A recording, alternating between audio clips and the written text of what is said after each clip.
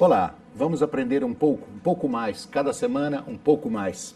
Eu não acredito que nessa vida tenha algumas pessoas que passam por ela sem nenhum problema. Todos nós temos problemas e são importantes para o nosso crescimento. Mas diante de uma grande tragédia vem aquela pergunta: por que comigo?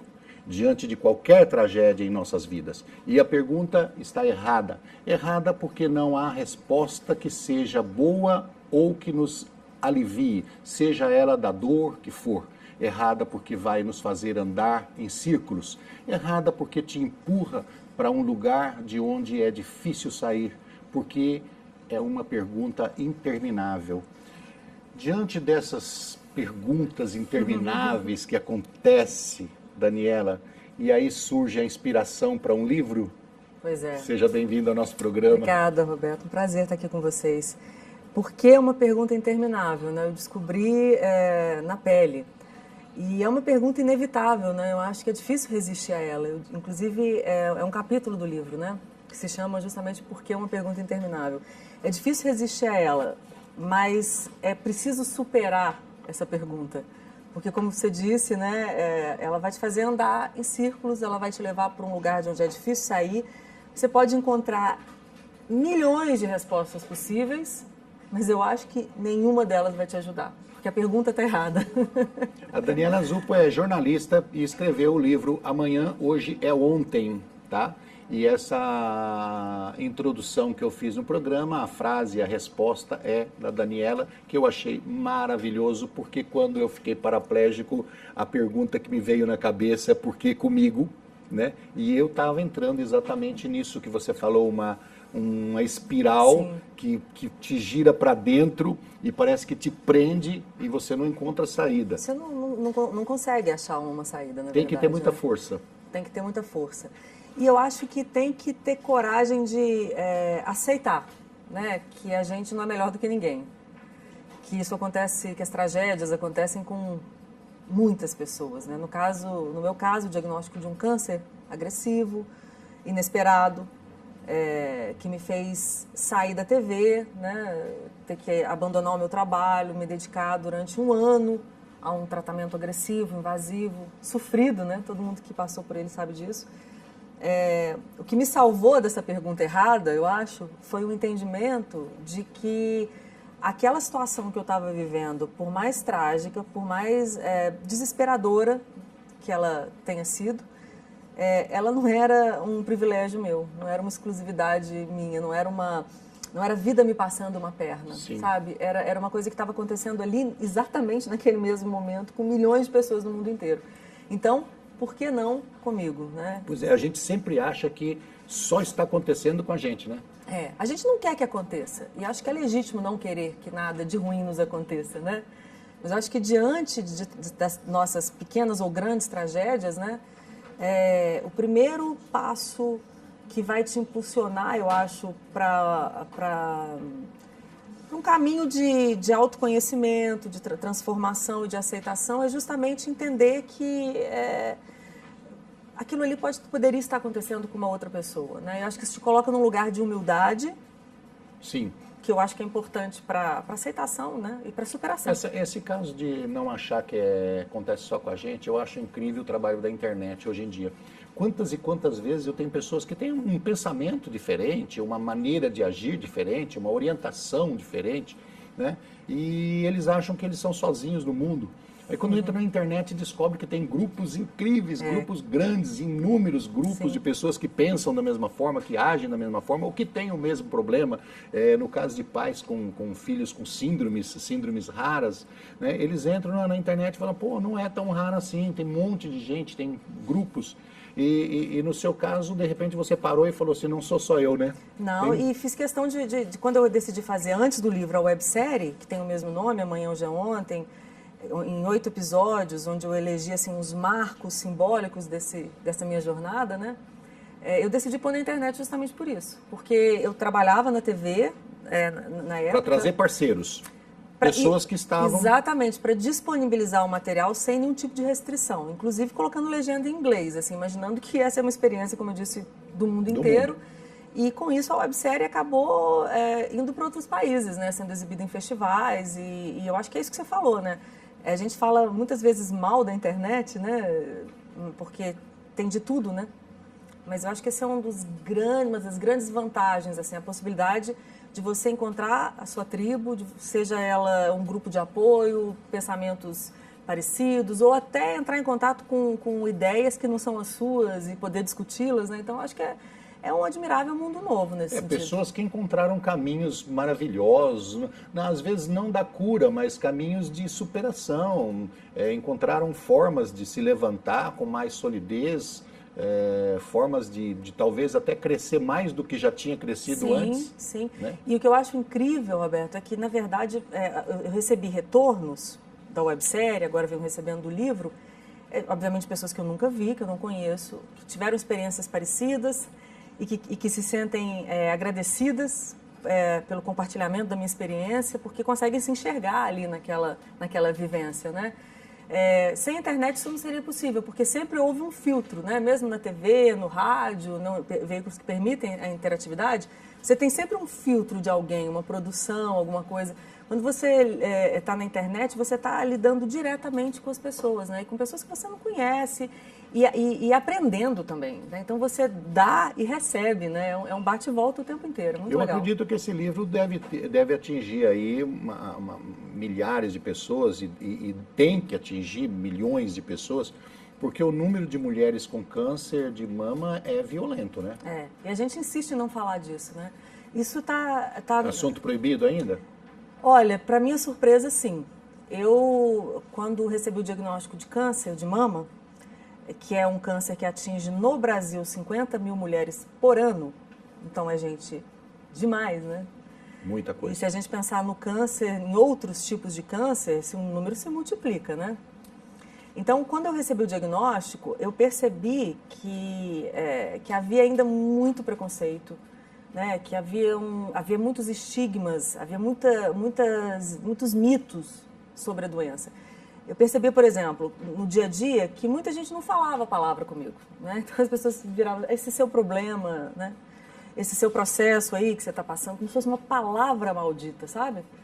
E aí eu fui entendendo que eu queria, como mulher, como ser humano, como jornalista, um posicionamento, né? Eu queria assumir um posicionamento diante daquele diagnóstico, no sentido de levar uma outra energia também para essa experiência. É o que eu sempre digo, assim, se eu pudesse escolher, eu não teria vivido essa experiência, até porque eu me vi diante da morte. Você acha que tem uma influência do machismo nessa questão? O que eu quero abordar? O homem, ele quer a mulher completa, né? Ele quer aquela mulher bonita, ele é machão, né? E de repente um câncer de mama faz uma invasão, e o homem... E ataca os símbolos da feminilidade. Exato. Cabelo, seios, então, né? Você acha que tem alguma coisa a ver com isso? O Acho homem que interfere sim. nessa situação? Acho que o machismo do homem e o machismo da mulher também, né? Porque nós também temos, né? Eu acho que quando a gente se preocupa excessivamente com a beleza, a gente está sendo machista, né? A gente está reproduzindo o padrão. Para mim, eu não digo que foi especialmente difícil, porque eu sei que todas as mulheres têm um impacto muito forte com a perda dos cabelos. E não são só os cabelos, são os cílios, são as sobrancelhas, né? Muitas delas têm que submeter à mastectomia, ou seja, tem que retirar os seios. E isso, obviamente, tem um impacto muito violento, né? Para o emocional de qualquer mulher. Mas eu sempre digo que isso é a ponta do iceberg, né? E que a gente precisa resistir a esse pensamento, né? Porque é uma cobrança em cima das mulheres, né? Todo esse assunto dos cabelos, né? Por mais difícil que ele seja, e eu, por trabalhar em TV, quando eu recebi o diagnóstico, eu sabia que eu ia sair da TV, né? Que eu ia, talvez por isso até eu tenha também feito a websérie, né? Porque eu não queria me esconder, não queria me esconder fisicamente. Então, na websérie as pessoas vão ver todas essas transformações físicas também, né? Que o tratamento provoca. Eu acho que está na hora da gente parar de falar de câncer e beleza, sabe? Eu acho que é um jeito, realmente eu concordo com você, é um jeito muito limitado e limitador de lidar com essa experiência, que é de uma pessoa lutando pela vida. Achar que qualquer problema que vá te atingir o seu físico vai te causar problemas em relacionamento. Exatamente. Isso não pode acontecer. Embora seja fato, e isso é muito lamentável, mas já que você fez a pergunta, acho que é bom ilustrar que existem estatísticas hoje que provam que muitas mulheres com diagnóstico de câncer de mama são abandonadas pelos companheiros. Isso não é só brincando, não é privilégio das mulheres com câncer, não. Quando a pessoa fica com deficiência, os homens também abandonam. Mas proporcionalmente existe uma estatística que prova que 30%, entre 25% e 30% das mulheres são abandonadas pelos parceiros. Quando os homens têm, por exemplo, câncer de próstata, essa proporção cai para 3, 4, 5%. Então você vê a diferença, né? É importante dizer, Daniela, que é o seguinte, os homens também têm câncer de mama, viu? É raro, mas existe. Existe. Então, o ideal é sempre fazer a prevenção. E aí, só concluindo a sua pergunta, eu acho que tem muito preconceito, sim, e acho uma covardia que as mulheres se imponham essa questão com tanta força. Aceitem o abandono? Não, essa questão da estética, sabe? Porque as pessoas não cobram isso dos homens. Ah, você vai ficar careca fazendo um tratamento de câncer. Você vai ficar... Isso é uma questão feminina, né? Cobrada só das mulheres. Sabe o que eu penso? O seguinte, você vai fazer quimioterapia, aí vai cair os cabelos, vai cair os cílios, e você vai ficar chateada com a sua aparência, você vai olhar no espelho.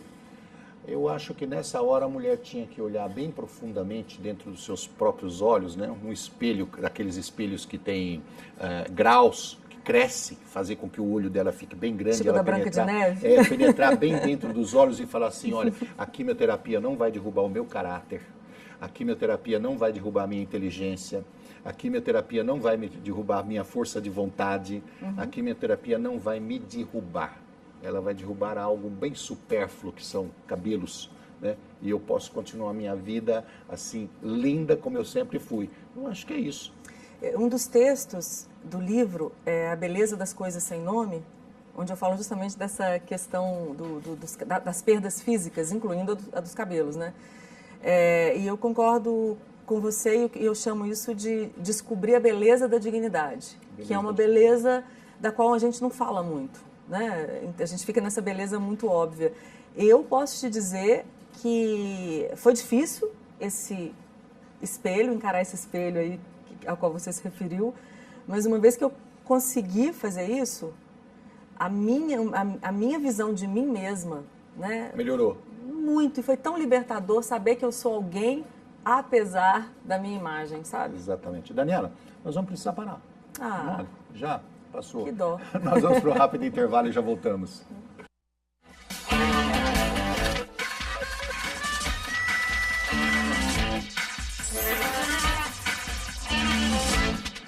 Estamos de volta com o programa Capítulo à Parte. Hoje entrevistando a Daniela Zup, que é jornalista e autora do livro Amanhã, Hoje é Ontem.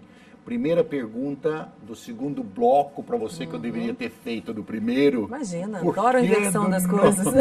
Não, eu falei para você que o meu programa é meio anárquico, né? Ótimo. Eu faço uma pergunta, depois a vida é anárquica, no final né? do programa eu volto àquele assunto do começo. Mas isso é uma coisa isso é uma coisa que a gente aprende, não tentar ter tanto controle sobre a vida, né? Porque ela é pura anarquia, né? Não faço com controle porque eu vou me atrapalhar todo. Diga. Por que este nome, Amanhã, Hoje é Ontem? Porque essa foi uma pergunta que a minha filha me fez quando ela era bem pequenininha, ela devia ter uns 5 anos de idade. Ela voltou da escola e me perguntou, mamãe, amanhã, hoje é ontem? Porque ela estava estudando na escola a diferença, né, entre os tempos, passado, presente e futuro. E daí ela me perguntou e eu confesso que eu não entendi no primeiro momento, porque... Mas eu também não entendi, eu acho que ninguém entendeu no primeiro momento. E o bacana é justamente isso, né? Porque é tão simples que a gente não entende. E só as crianças têm essas sacadas, né? Porque fala disso, né? Que as coisas passam, né? Então, hoje deixa de ser hoje e amanhã, virou ontem, né? Ao mesmo tempo, o amanhã ainda não existe, né? Então, eu acho que ela sintetiza muito a ideia desse projeto, do livro, da websérie, que diante de uma adversidade, claro, é bom pensar que as coisas passam. Isso, mas é isso que eu imaginei. É uma jornada. Completamente. É um caminho que você vai na sua vida. Então, amanhã, hoje é ontem, eu acho que ilustra bem isso. E ao mesmo tempo, né, pensando também nas grandes alegrias da vida, né, é a mesma coisa, né? A gente tem que aprender a viver com intensidade esse momento presente que é a única coisa que existe de verdade. O resto é muita ilusão, né? Aquilo que já passou. Quantas vezes você vive uma vida inteira agarrado em coisas que já te aconteceram, né? Em problemas que já nem existem mais, mas com os quais você se identifica tanto que aquilo passa a te definir, né? E ao mesmo tempo, ou projetando muito para o futuro, né? Um futuro que a gente não sabe se vai chegar e como vai chegar, né? Então, eu acho que a frase da Maria, que era uma pergunta que eu transformei em afirmação, ela virou meu mantra, Roberto. Virou um mantra na minha vida, assim, na minha caminhada, na jornada do tratamento contra um câncer, e hoje eu carrego isso na minha vida como um lema, como um mantra mesmo, que me conduz. Eu tinha dúvida, inclusive comentei com você, porque num ponto de interrogação aqui, já que era uma pergunta, e você falou, não, é uma afirmação minha para ela. Eu gostei mais do fato de ser uma afirmação, gostei mais disso. Daniela, quando é que vai ser o lançamento desse livro? O livro já foi lançado, né, lá em Minas, em BH, a gente fez um lançamento lindo, vamos fazer outros até o final do ano. Lançamos aqui em São Paulo, o livro está na Livraria da Vila, Alameda Lorena, e em novembro eu participo da Fliaraxá, que é um festival de literatura. No dia 15 de novembro eu vou estar lá na terra da Dona Beija. Para adquirir esse livro, as pessoas vão aonde? Nas boas livrarias do ramo? Nas boas livrarias do ramo. Em BH, obviamente, está em todas, né? Aqui em São Paulo, por enquanto, na Livraria da Vila. E a gente tem um site. Internet? A gente tem um site do projeto, onde tem os 8 episódios da websérie, onde tem informações sobre o livro, onde a gente pode informar as pessoas como conseguir, as pessoas que estejam... Passa o endereço do site. Porque hoje as livrarias vendem online também, né? Então o endereço é amanhãhojeeontem.com, só .com. Amanhãhojeeontem.com, nome do livro. Yes. Você diz logo no início que você não tem a pretensão de dar lições, de ensinar como as pessoas vão se curar ou passar pelo seu problema. Você quer compartilhar a sua dor, compartilhar o seu dia a dia, compartilhar os pensamentos intermináveis, que eu acho que é isso, né? 24 horas não dá para ser o tempo suficiente dos pensamentos que rodam. Você quer compartilhar isso levando em conta todo aquele repertório que você tinha de musicalidade, de literatura, de espiritualidade, e você viaja por esses caminhos e você tenta trazer isso, talvez como um consolo, ou não? Ou trazer pessoas para refletir também? Eu acho que mais como inspiração, porque eu acho que esse livro ele fala diretamente com as pessoas que passaram pela experiência do câncer ou que estão passando. Ajuda, acho que também as pessoas que estão próximas a essas pessoas a entender melhor, né, essa vivência.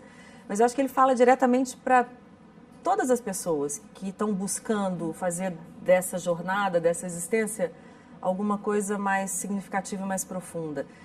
Esse livro não é uma biografia, uma autobiografia, é um compêndio, assim, de um momento da sua vida. De várias reflexões a partir do adoecimento, sobre a vida, a partir de um grave adoecimento. Então, eu não estou contando a história da minha vida, dizendo, olha, eu fiz isso. Não, na verdade, esse livro é um diário de bordo. Ele não foi escrito para ser um livro. Que as pessoas vão se identificar com ele, com certeza. Vão. E as pessoas que estão se identificando, Roberto, não são necessariamente pessoas que, curiosamente, que viveram a experiência do câncer, sabe? Eu tenho recebido retornos de pessoas que não têm nada a ver com câncer e que me diziam assim, olha, Daniela, eu parei para pensar na minha vida. Porque o que eu estou fazendo, na verdade, nesse livro, que são textos independentes, né?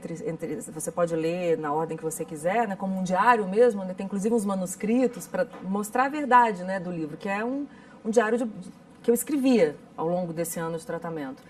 Eu acho que as pessoas são chamadas assim, a refletir sobre as próprias vidas, porque o que eu faço é isso, né? Diante da morte, diante de um adoecimento grave que vai te tirar da estrada, né? Pelo menos por um tempo, você faz uma verdadeira auditoria existencial, né? Como é que eu vivi minha vida até aqui? Como é que eu gostaria de continuar vivendo? Qual a verdade dos meus afetos, e dos às meus vezes sonhos? A mudança de rumo é tão boa, né?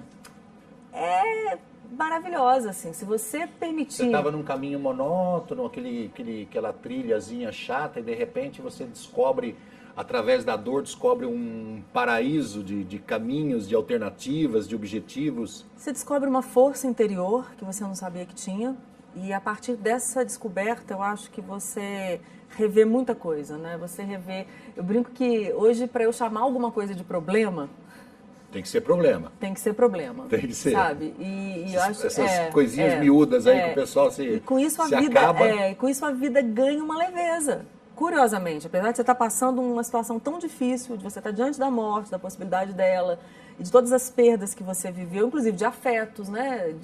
Mas você também tem um ganho, né? De afetos, de experiências. Eu vou contar uma coisa para você que você não vai acreditar. Já fui chamado de pessoa assim fria e sem muito sentimento por causa disso, e eu não liguei.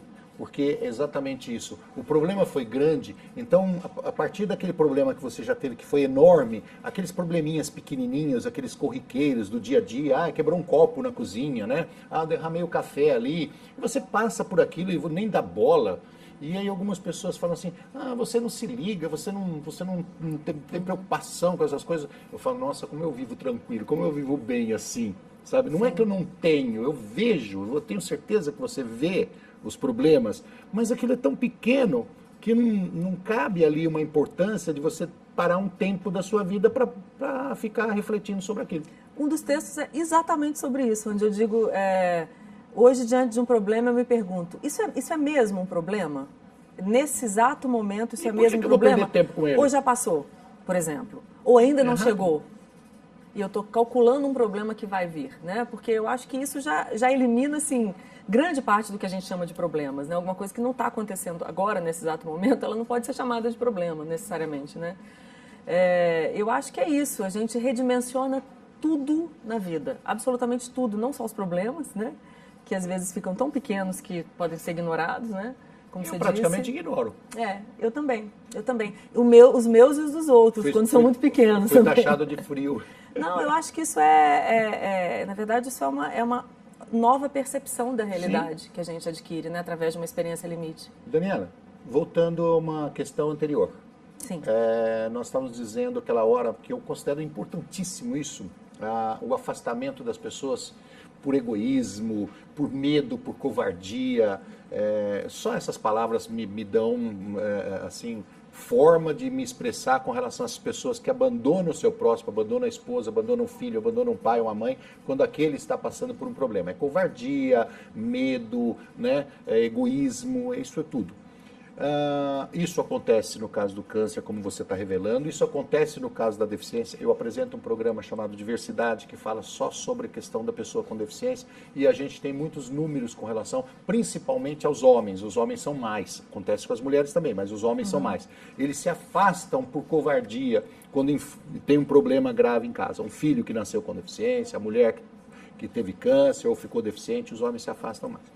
A pergunta que eu quero fazer é o seguinte: você consegue, com esse diário seu, atingir os maridos, atingir os homens e falar assim, sejam mais corajosos, sejam mais amor, sejam mais gente, sejam mais humano e permaneçam junto, porque lutar junto é melhor, porque lutar junto você consegue superar o problema com mais facilidade?